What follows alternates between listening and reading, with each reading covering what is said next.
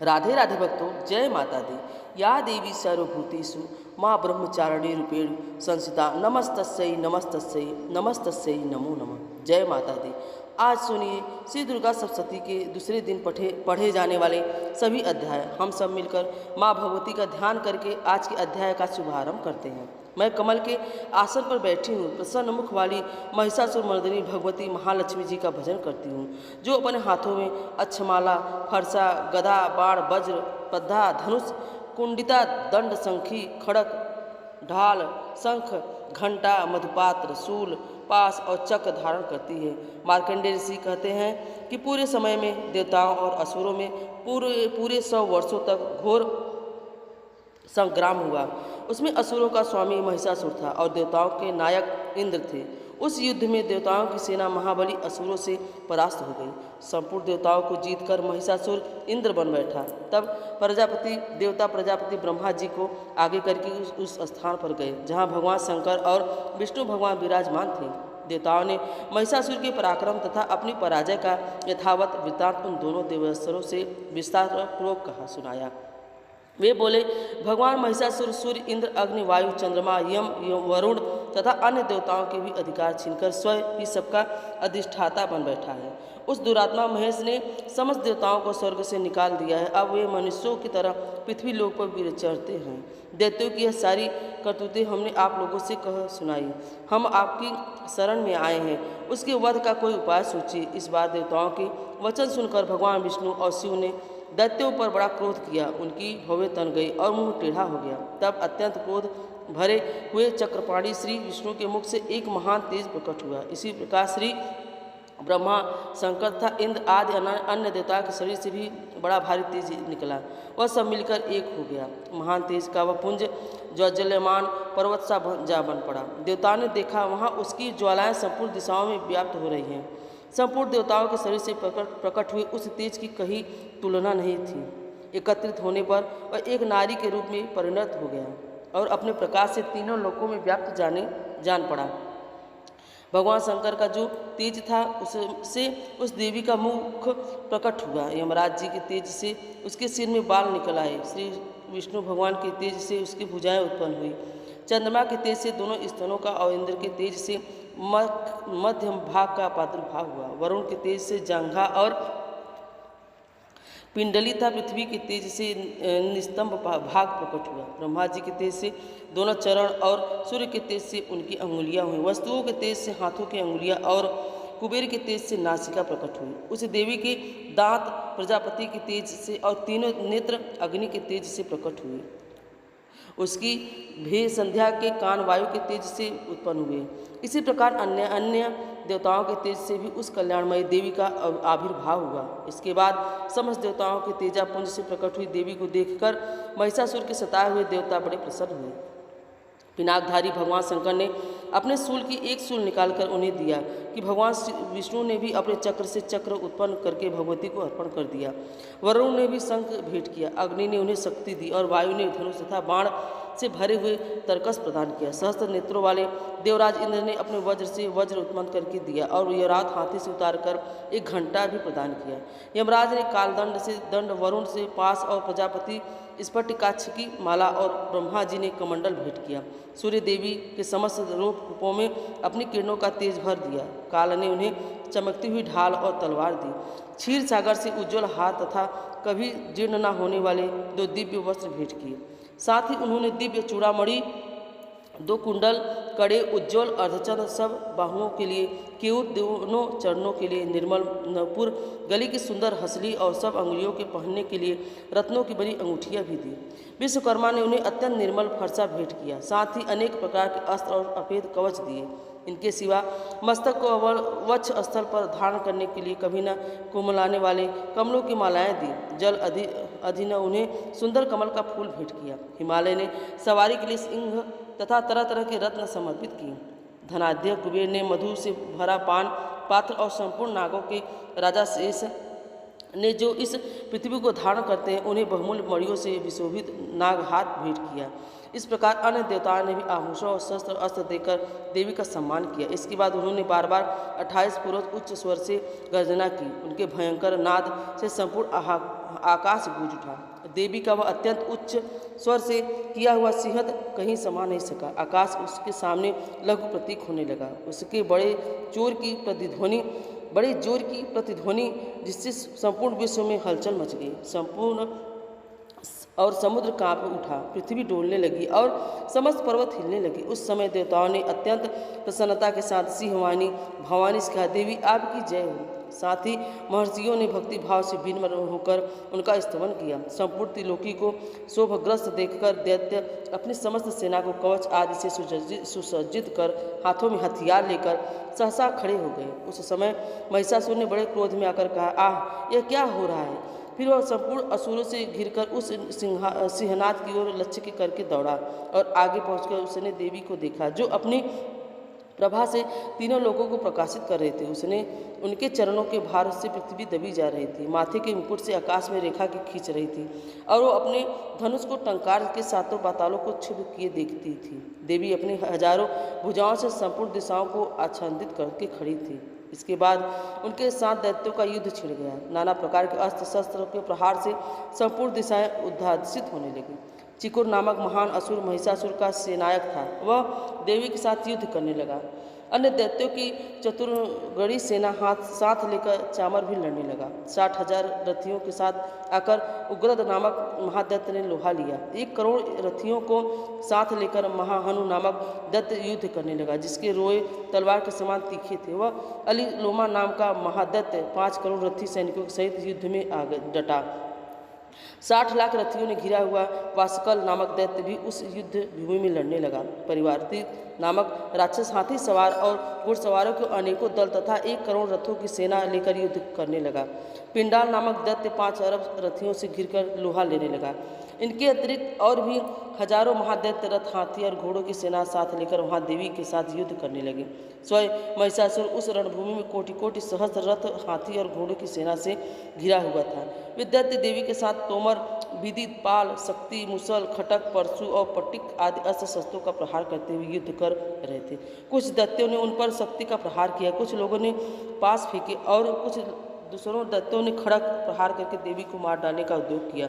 देवी ने भी क्रोध में भरकर खेल खेल में ही अपने अस्त्र शस्त्रों की वर्षा करके दैत्यों के वे समस्त अस्त्र शस्त्र काट डाले। उनके मुख पर परिश्रम या थकावट का रंगमाच भी चिन्ह नहीं था। देवता और ऋषि उनकी स्तुति करते थे और वे भगवती परमेश्वरी दैत्यों के शरीरों पर अस्त्र शस्त्र की वर्षा करती रही। देवी का वाहन सिंह भी क्रोध में भरकर गर्दन के बालों को हिलाता हुआ असुरों की सेना में इस प्रकार विचरने लगा, मानो वनों में दावन नल फैल रहा हो।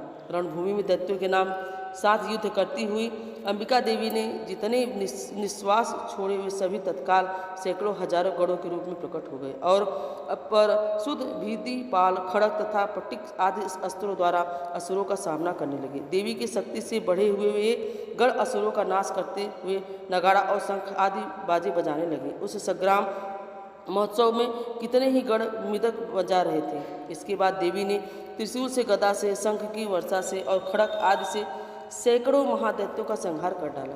कितनों से को घंटे से भयंकर नाद से मूर्छित करके मार गिराया। बहुत तेरे दैत्यों को पारस से मारकर धरती पर घसीटा। कितने ही दैत्य उनकी तीखी तलवार की मार से 2-2 टुकड़े हो गए। कितने ही गदा की चोट से घायल होकर धरती पर सो गए। कितने ही मूसल की मार से अत्यंत आहत होकर रक्त वहन करने लगे। कुछ दैत्य शूल से छाती फट जाने के कारण पृथ्वी पर ढेर हो गए। उस रंगागढ़ में बाढ़ समूहों से वृष्टि से कितने ही असुरों की कमर टूट गई।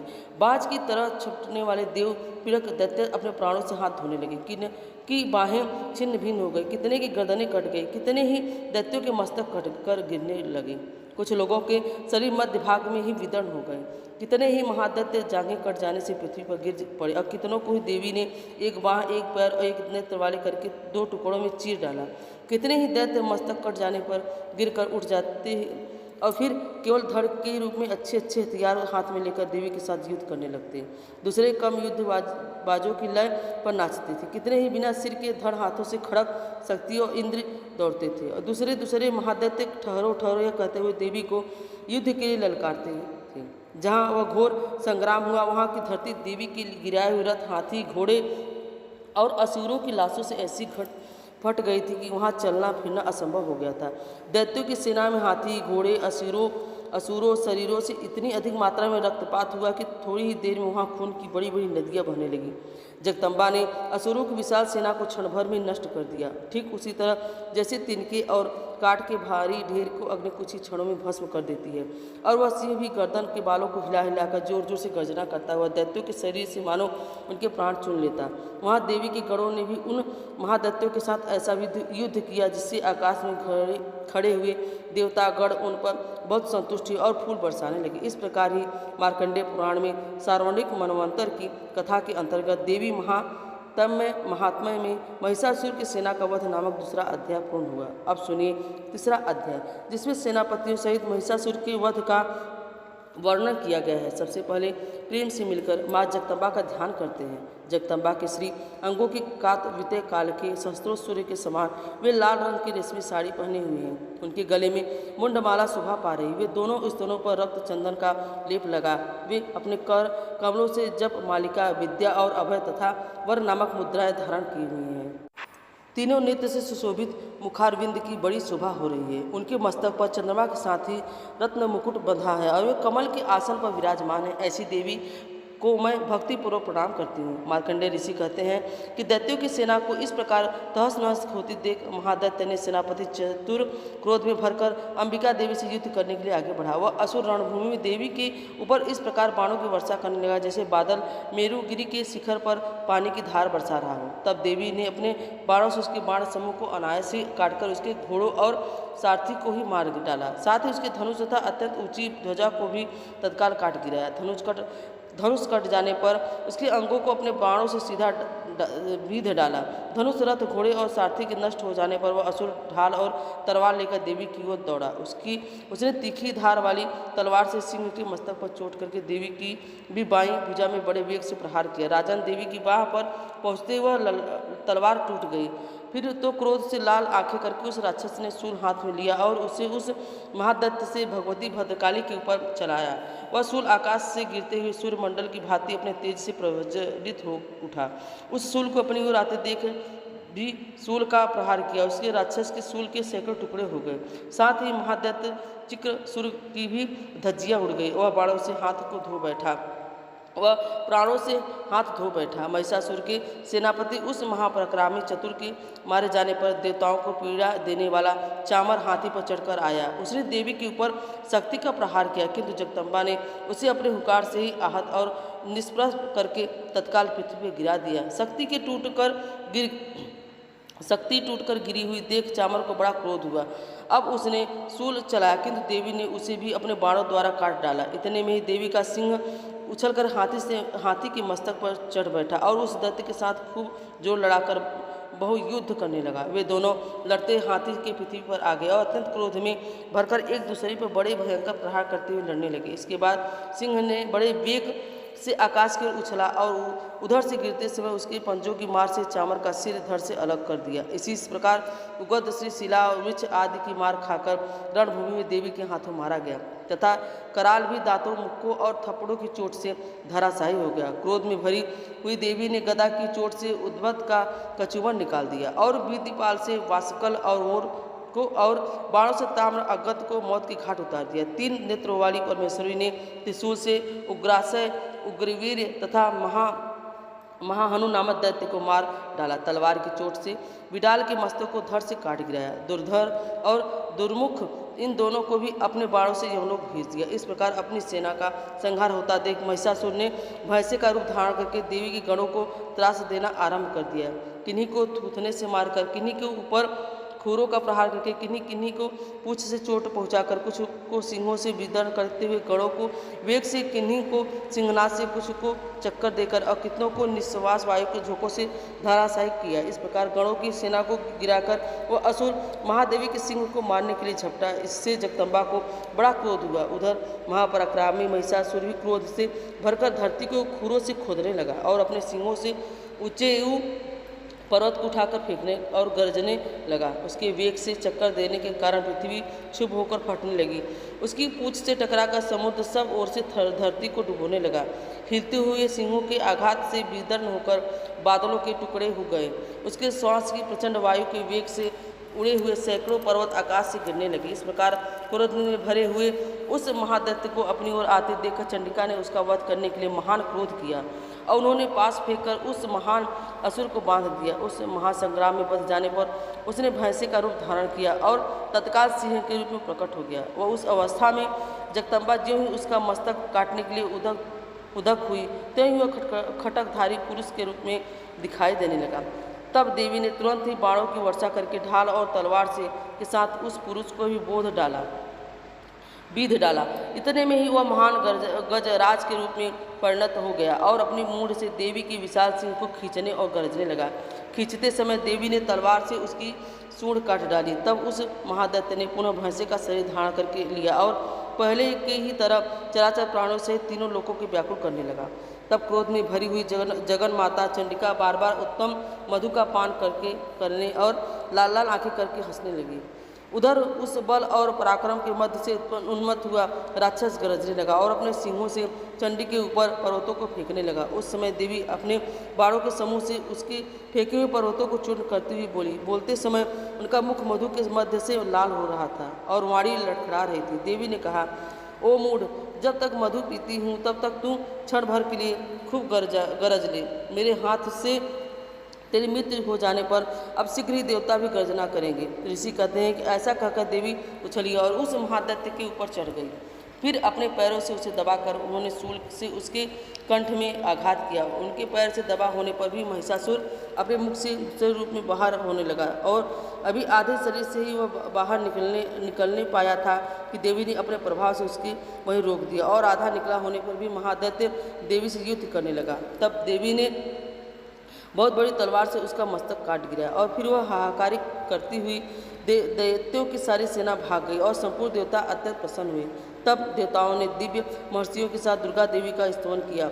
गंधर्वराज गाने लगे और अप्सराएं नृत्य करने लगी। जय माता दी। इस प्रकार की मार्कंडेय पुराण में सार्वणिक मानवंतर की कथा से अंतर्गत देवी महात्म्य में महिषासुर वध नामक तीसरा अध्याय पूर्ण होगा। इसके आगे का अध्याय आप सभी कल की वीडियो में जरूर सुनिएगा। श्री दुर्गा चालीसा अब सुनते हैं। श्री दुर्गा चालीसा।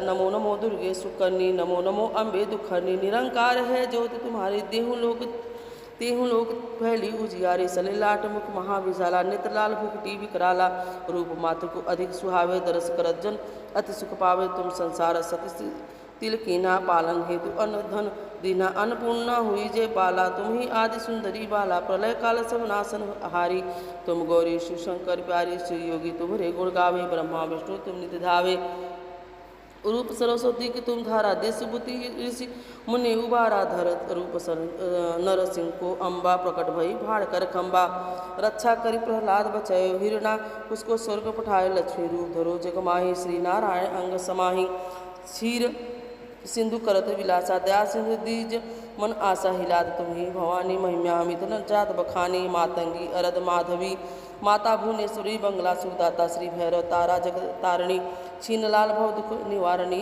हरि वाहन सोहत भवानी, लांगूर भी चलत अज्ञवानी, कर खर में खपर खटक विराजे, जाको देख काल डर भाजे, सोए अस्त्र त्रिशूला, जात उठत शत्रु के सूला, नगर कोटि में तुम्ही विराजत, तुम लोक में डंका बाजत, शुंभ निशुंभ दानो तुम्हारे, रक्त भी संघर्ष संघारे, महिषासुर निपति अभिमानी, जग अगला रूप कराल कालिका धारा, सेन सहित तुम सिंह संघारा, परे गाढ़ संतन पर जब भई सहाय मात तुम, तब अमरपुरी अरुबा सब लोका, तब महिमा सब रहे अशोका, ज्वाला में ज्योति तुम्हारी, तुम्हें सदा पूजे नर नारी, भक्ति में जो सब जस गावे, दुख दारिद्र निकट नहीं आवे, ध्यावे तुम्हें जो न मन लाई, जन्म मरण को छूट जाई, जोगी सुरगुनि कहत पुकारी, योग नवीन शक्ति तुम्हारी, शंकर आज रस जब कीन्हो काम और क्रोध जीत सब लीन्हो निस्दिन, ध्यान धरो शंकर को, काहो काल नहीं सुमरे तुमको, शक्ति रूप को मरण न पायो, शक्ति गई तब मन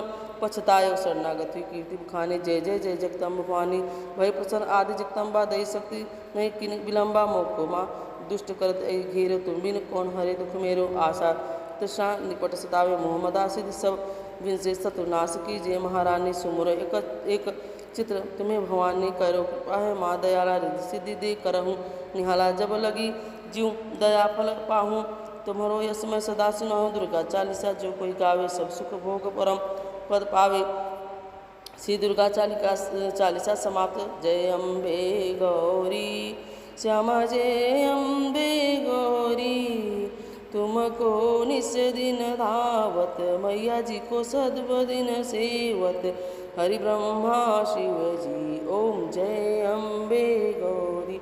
मांग सिंदूर विराजत, टीको मृगमद को मैया, टीको मृगमद को, जल से दो नैना निर्मल से दो नैना, चंद्र बदननी को ओम जय अम्बे गौरी। कनक समान कलेवर, रक्तंबर राजे हो मैया रक्तंबर राजे, रक्त पुष्प गलमाला, लाल फूल गलमाला, कंठन पर साजे ओम जय अम्बे गौरी के। हरिवाहन राजत, खड़क खपड़ धारी हो मैया खड़क खपड़ धारी, सुर नर मुनि जन सेवत, सुर नर मुनि जन सेवत, तिनके दुख हारी ओम जय अम्बे गौरी। कानन कुंडल शोभित, नासा गृह मोती हो मैया नासा गृह मोती,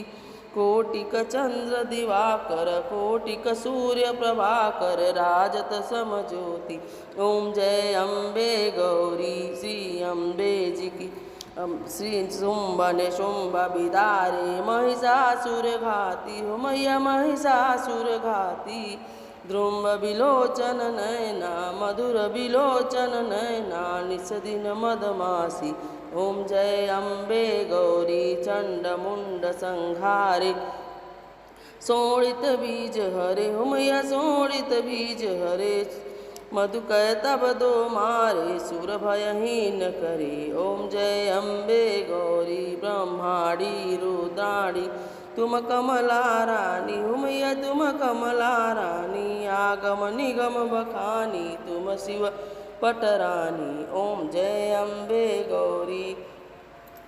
ओम जय अम्बे गौरी हो मैया जय मंगल मूर्ति हो मैया जय आनंद करनी हो मैया जय रिद्धि सिद्धि करनी हो मैया जय कष्ट के हरनी, तुमको निस दिन धावत, मैया जी को सदा मनावत, हरि ब्रह्मा शिवरी ओम जय अम्बे गौरी। कपूर गौरम करुणावतारम, संसार सारम भुजगेन्द्रहारम, सदा वसंतम हृदयारविंदे, भवम भवानी सहितम नमामि, भवम भवानी सहितम नमामि।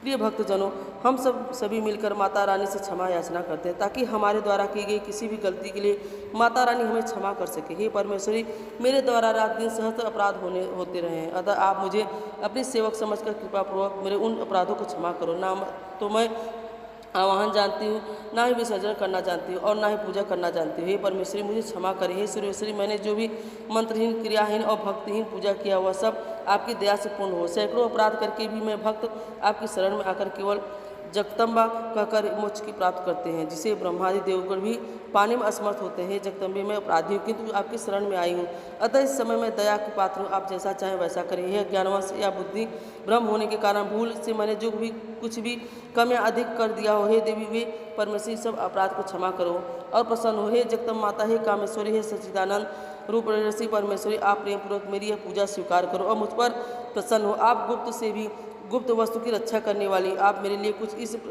जप को ग्रहण करके मेरे सभी अपराधों को क्षमा करें। हे देवी महेश्वरी, आपकी कृपा से मुझे सिद्धि की प्राप्ति हो। जय माता दी, जय माता दी। राधे राधे।